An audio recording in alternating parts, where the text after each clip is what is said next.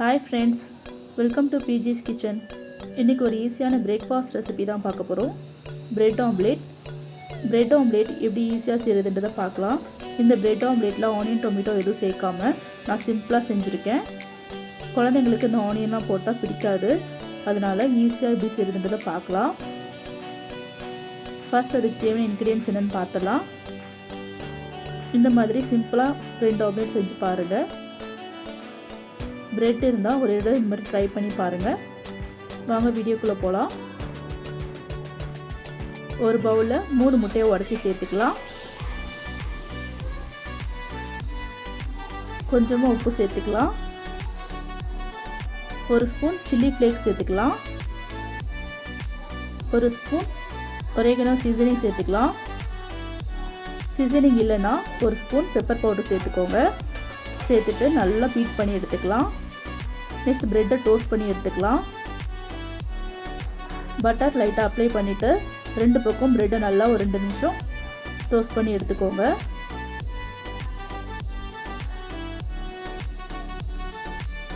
இந்த மாதிரி எல்லா பிரெட்டையும் டோஸ்ட் பண்ணி எடுத்துக்கோங்க. ஃபஸ்ட்டு பட்டர் இல்லைனா ஆயில் கூட அப்ளை பண்ணி டோஸ்ட் பண்ணி எடுத்துக்கலாம்.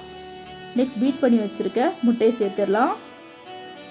4 பக்கமும் இந்த மாதிரி முட்டையை ஸ்ப்ரெட் பண்ணி விட்டுக்கோங்க. இது ஒரு 2 நிமிஷம் நல்லா குக் ஆகட்டும். 2 நிமிஷத்துக்கு அப்புறம் டோஸ்ட் பண்ணி வச்சுருக்க ப்ரெட்டை சேர்த்துடலாம். ப்ரெட்டை லைட்டாக ப்ரெஸ் பண்ணி விடணும், அப்போ தான் முட்டையில் அது ஒட்டும். இது நல்லா குக் ஆகிட்டதுக்கப்புறம் திருப்பி போட்டுடலாம். திருப்பி போட்டு இது ஒரு 2 நிமிஷம் குக் பண்ணிக்கலாம்.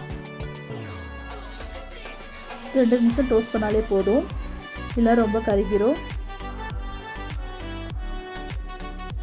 இதே மாதிரி மீதி இருக்க பிரெட்டையும் ரெடி பண்ணி எடுத்துக்கலாம்.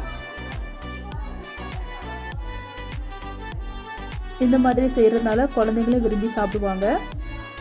எல்லா பிரெட்டையும் இந்த மாதிரி ரெடி பண்ணி எடுத்தாச்சு. நெக்ஸ்ட் ரெடி பண்ணி வச்சுருக்க பிரெட் ஆம்லேட்டில் கொஞ்சமாக மயோனைஸ் சேர்த்துக்கலாம். உங்களுக்கு தேவையான அளவு சேர்த்துக்கோங்க. இந்த மாதிரி ஸ்ப்ரெட் பண்ணி விட்டுக்கலாம். நெக்ஸ்ட் டொமேட்டோ சாஸ் சேர்த்துக்கலாம்.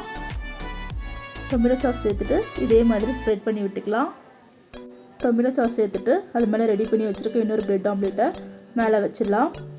சூப்பராக பிரெட் ஆம்லேட் ரெடி ஆகிடுச்சு.